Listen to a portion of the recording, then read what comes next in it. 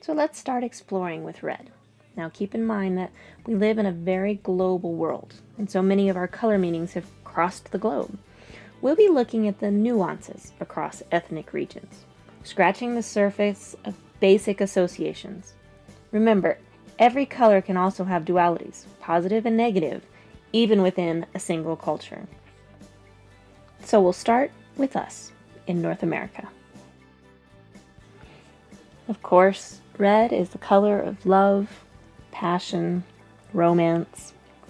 You will remember that we studied Aphrodite, and her color was red. Also, it's interesting that St. Valentine's Day we associate with red. It's interesting because St. Valentine, a Roman Catholic bishop, he was martyred in about 200 AD, and at that time seemed to have no connection whatsoever to romantic love, but he was a martyr.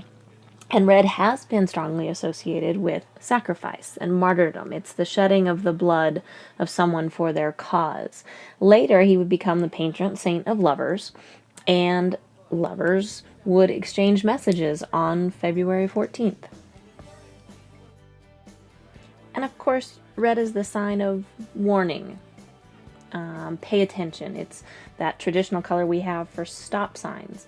It is actually the international color that was adopted in 1960 internationally to be known as the color of stop. And there are several reasons for that. Actually, stop signs used to be black and white, and then they were black and yellow until about 1954 when they standardized the red and the white.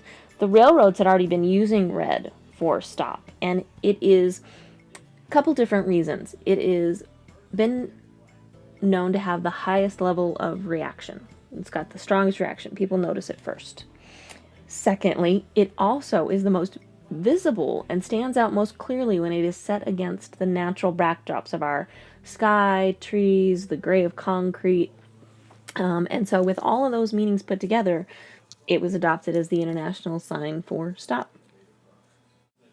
We also associate red with rescue and safety, as in the American Red Cross. And in Canada, the Royal Canadian Mounties and even the Canadian flag are strongly associated with red. The current Canadian flag was actually not adopted until 1965, and the red color symbolized the sacrifice of soldiers in the various world wars by Canada. Red and white had already been the official colors of Canada since 1921, when red was selected because of the St. George's Cross and white from the French royal emblem. Color is the red of energy and being excited, so you'll often see people use it in products for such things as energy drinks. Now, on the negative side of things, if you combine passion, love with danger and warning, you can see you can get into trouble, and so often red is associated with sin. Satan is often depicted in red. Red is a color of adultery. In the 1850 novel, The Scarlet Letter, if you had to read that in high school, the adulteress had to write a great big red A on her chest. We also use it to signify danger in situations and security levels, and for financial loss, being in the red. And it actually started because it was the color of ink that was used in ledgers in a red column to draw attention to where the business was losing money.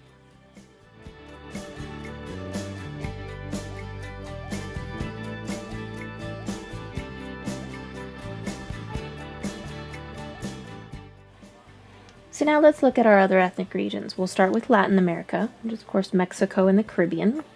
And again, in the Mexican flag, we have the band at the right of red, designating the blood of national heroes. And in the Caribbean, various elements will feature red, as you see here, the Rasta imagery, designating a connection to their African heritage.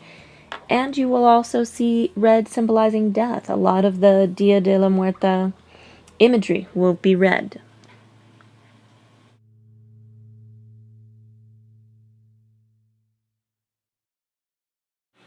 Next, we move to South America, where we have the craftsmanship association with red, and you'll see it in many of their weavings, pottery, and also, it's interesting, going back to the vibrancy and the danger factor, red cars are illegal in Brazil because they are perceived as having caused more accidents.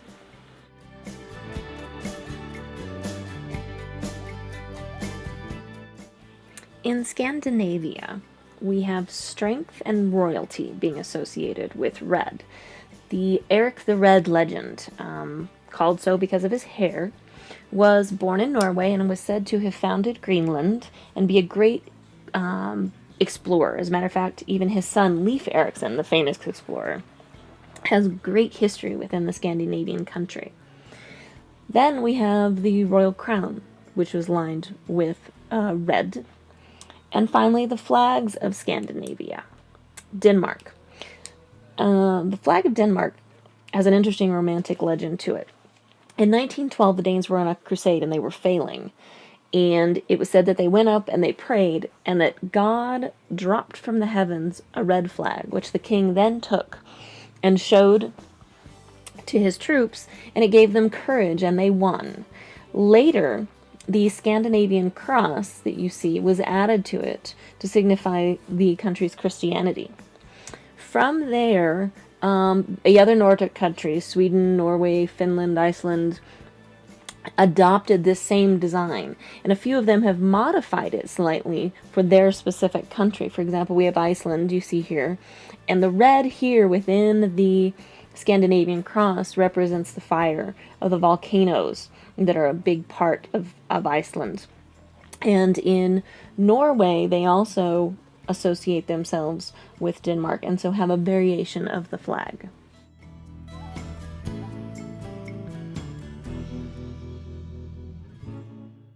So Western Europe is going to be very similar to us. It's part of what we consider Western civilization. So the sexy love romance is all there. Again, we see it in authority and power government. The infamous redcoats, the Red Guards, where all of that stems from. That's why the iconic telephone booths are red in England, so you can see them and find them. It's interesting, in Italy, a very passionate, romantic people and culture, right?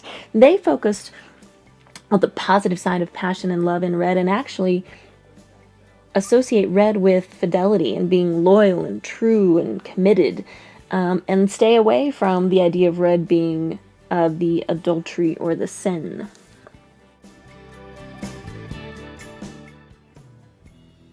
Next, we move to Eastern Europe. Now, red has always been a symbol for revolution. In the Middle Ages, a red streamer from a ship would signify fight to the death, defiance.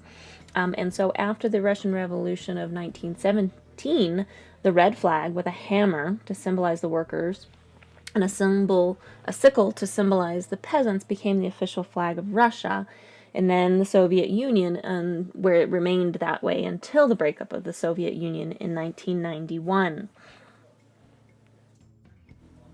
It's interesting, in the Russian language, you'll see here the top word is red, and the bottom word is beautiful. So there is a very close linguistics connection between red and beautiful, and Red Square is actually literally the beautiful square.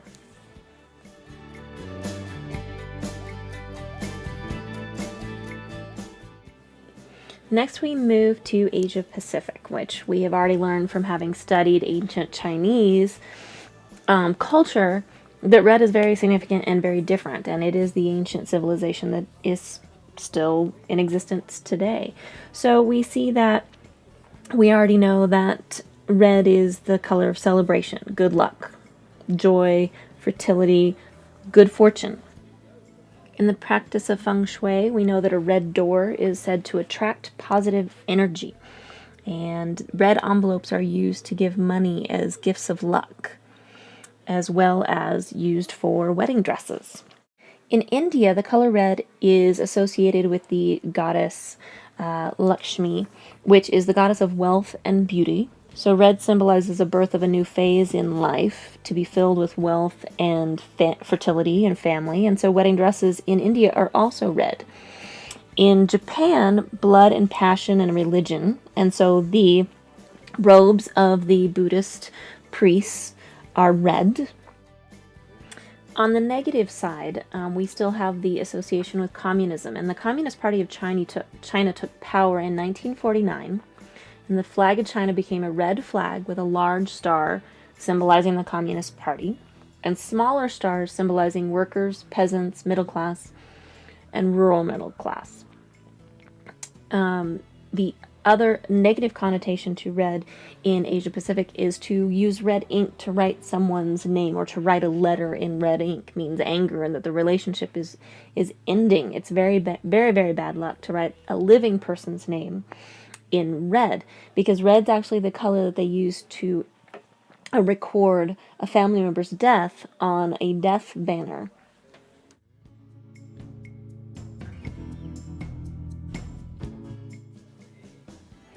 Next, we'll take a look at the Middle East. Now, much of the color symbology in the Middle East we'll actually address when we look at color and religion.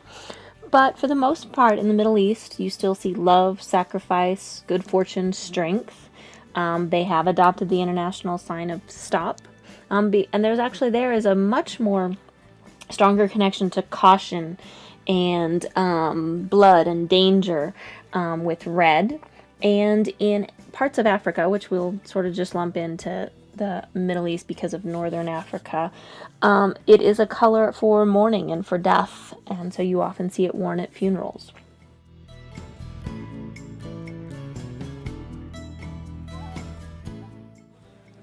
It's when we look at the Native American culture that we will definitely be doing some general discussion, as each and every tribe has all of these intricate symbolisms and meaning to colors and directions, and they're very hard to distinguish all of them. We could exhaust an entire class just talking about Native American color and meaning. However, in general, red is birth and the spiritual life. It is a passionate summer color, pride and strength. Here we see a Zuni fetish. It's a small carved beaver in a red stone. The beaver is the badger is the symbol of knowledge, which is also associated with red and the direction south. For the Cherokees, it is a symbol of success and triumph, the sacred fire and blood. And for the Navajo, it is also the heart and the passion, very similar to our own meaning of red.